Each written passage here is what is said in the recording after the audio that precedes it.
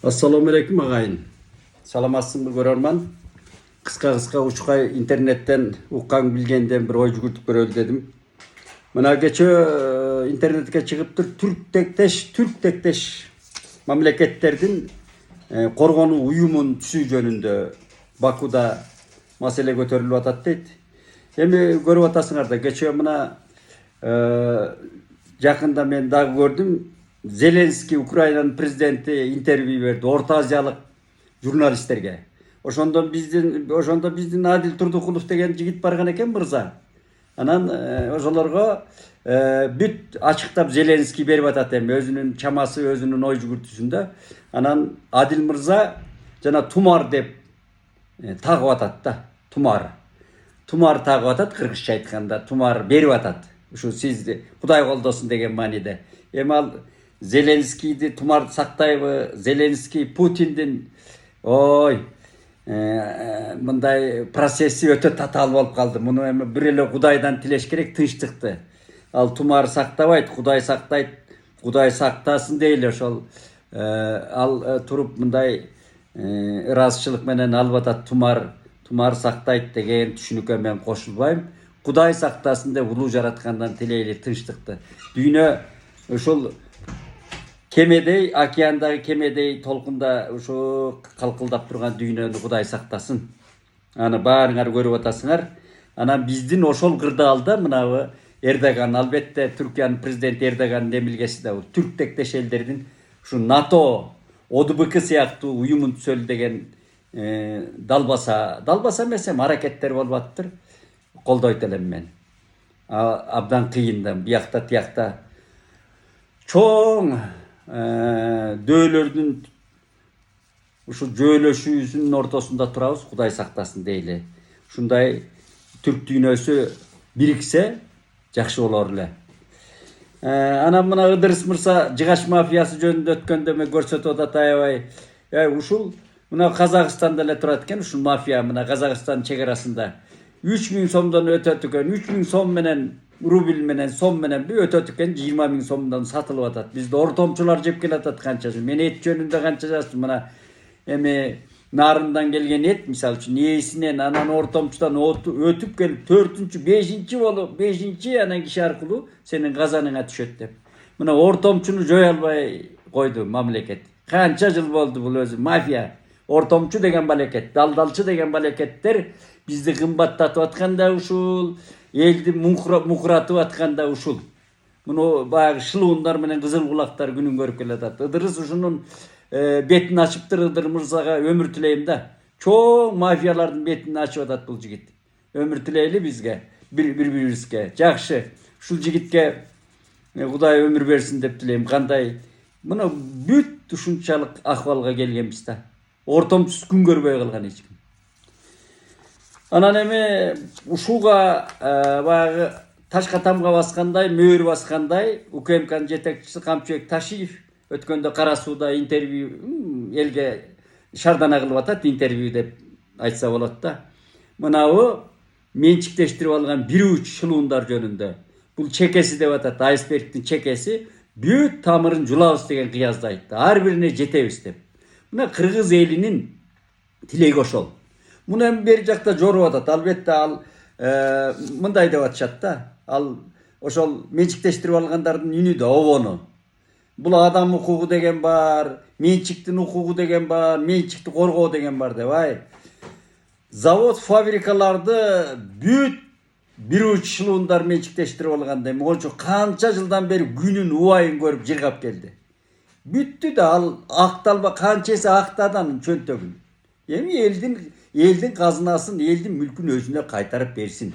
Кайдагы адам укугун айтат, кайдагы менчикти айтат. Атасынан калган же өзү түптөгөн менчик жок.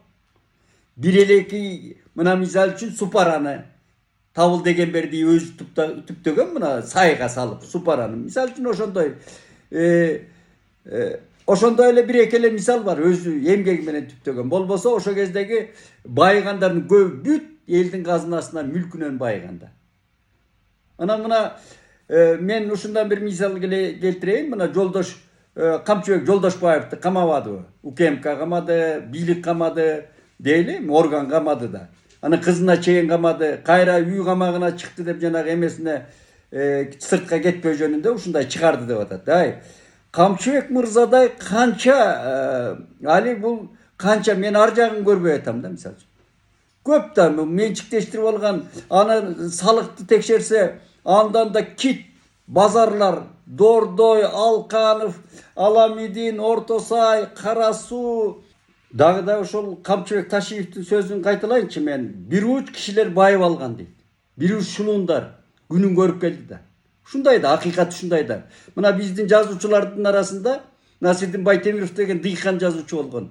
Жылына канча китептерди чыгарган. Эми ал китептери тарыхта калабы, калбайбы окурмандын эсинде. Бирок Насикеңдин айткандары калган. Мисалы үчүн ал киши бир жакшы ишти бүтүргөндө, балдар мыктап туруп учун кайрып койдум деши экен. Мына Камчыбек мырза, кечээ УКМКнын жетекчиси, Кара Сууда сүйлөгөсүндө мыктап туруп учун кайрды да. Мына, мындай болот деди. Илику мынабы Сингапурду да ошондой кылган. Досуна караган эмес. Эң жакын досторун камаган биринчи. Ошондой болот. Мафияны үзүш үчүн, коррупцияны үзүш үчүн эч кимди аябаш керек. Андай айоо деген болду. Анда жанагы бүгүн ала койду бөлө кыркуу деген. Тандоп кармоо деген ал элдин ишеничин же кубаттоосуна ээ болбойт андай. Жапырт текши жүрүш керек. Текши жүрүш керек да. Анан ушу Камчыбек мырзаны мен сураштырып, тияк биягын эмне иш кылгандарын изилдеп көрдүм да мен өз алдымча. Мына камалган кишилерди анан теңдештиресиңби? Теңеши. Камчыбек мырза айылына бир 10 миң гектарга канал чыгарып бир кезинде. 20 жылдай болуп тур. Кызыл Туу деп коет ал айылды. Илгери мен Нарын Правдасы газетасында иштеп атканда көп кыдырдым да. Ошо Кара Коюн деген чөл жерлер өзү, суу. Ошондо бир парторг байка айтты эле, сенин аталарың Моңолдор менен Чериктин аталары кыйын экен, жана Матай менен Жакыпбек мыкты жерлерди алып алып анан бизден көчүп келген Сарбагыш менен Азык могу чөл жерди берип коюптур деп бир парторг байка тамашалады эле ошо жерлерди. Ошол 10 миң гектар жерге Камчыбек Жолдошбаев атындагы канал дейт экен. Эми мындай тамашалабайса аркы дүйнөдө да сооп даяр экен да бул кишиге. Ошончо жерге чыгарды. Албетте жанагыдай калпыс иштер жасагандыр, текшерсин, бирок тең болсун деген сөздү айткым келет да. Баарына тең болуш керек. Иликуудай, мына Саакашвилидей жапырт чабуул болуш керек да. Муну УКМКнын жетекчиси тастап атат. Ошого даяр болуш керек. Анан эле укук бузулду, анан эмне деп көчөккө мына Ататүрктү басылып калды эмне болду? Укук бузулду, анан эмне деп эле. Мындай болгондон да баштабаш керек. Чыңгыз хандын айтканы бар. Улуу Чыңгыз хандын. Баштадыңбы коркпо, коркосуңбу баштаба деген. Анда баштабаш керек.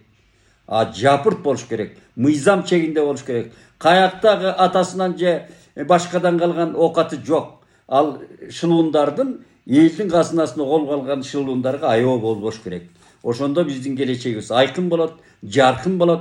Бир-эки кишини камап коюп, маселен мен мына Кубанычбек Жумалиевдер азыр иштетип аткан ЭВМ заводу дейм, мына күнчүгүш тарапта мен бир барып көргөнмүн. Капчыгай эмне деген заводдор кесинде. Ошонун баары менчиктештирип отурат, унчукпай эле. Кичине кусуп коюп отурат. Андайлар көп да.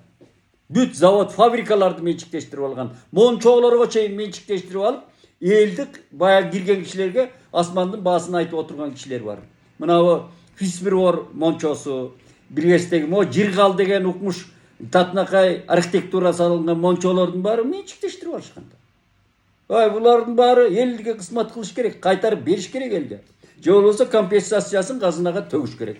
Ошонун баардыгы титирный элге дайым болуп туруш керек. Элге отчет бериш керек.